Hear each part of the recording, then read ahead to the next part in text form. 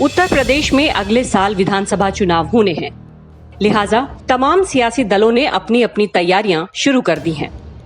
एक और जहां बीजेपी एक बार फिर से प्रदेश की सत्ता पर काबिज होने के लिए अपनी कवायद शुरू कर चुकी है, तो वहीं समाजवादी पार्टी भी सत्ता के सूखे को खत्म करने के लिए एड़ी चोटी का जोर लगा चुकी है।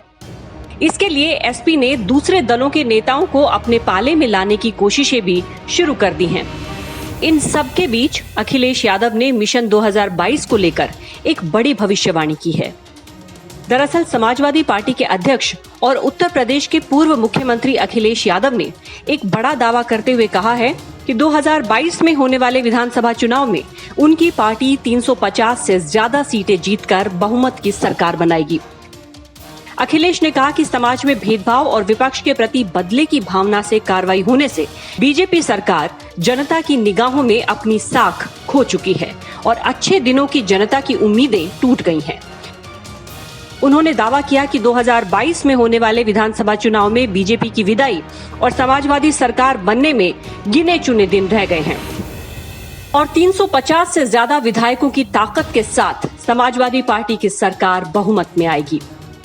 खास बात यह है कि अपने सपने को पूरा करने के लिए अखिलेश ने खास रणनीति बनाई है।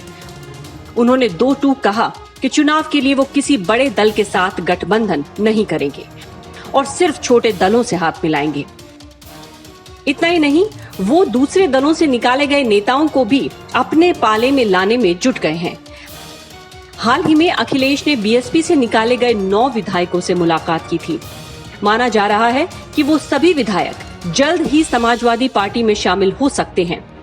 इतना ही नहीं, खबर तो यहाँ तक है कि आगामी चुनाव में वो अपने चाचा शिवपाल यादव की पार्टी के साथ भी गठबंधन कर सकते हैं।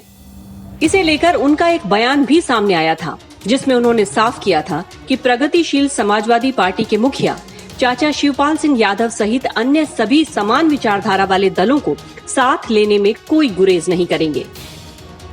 इतना ही नहीं, उन्होंने जसवंत नगर विधानसभा सीट पर एसपी की ओर से कोई उम्मीदवार नहीं उतारने का भी ऐलान किया। इसके अलावा उनकी नजर प्रदेश के कई अन्य छोटे दलों पर है, जिसके जरिए वो मिशन 2022 की नैया पार लगाने की जुगत में है। हालांकि उनकी ये कोशिशें क्या रंग लाती हैं और उनकी भविष्यवाणी कितनी सच होती है, ये तो चुनाव के बाद ही पता चलेगा। Bureau report.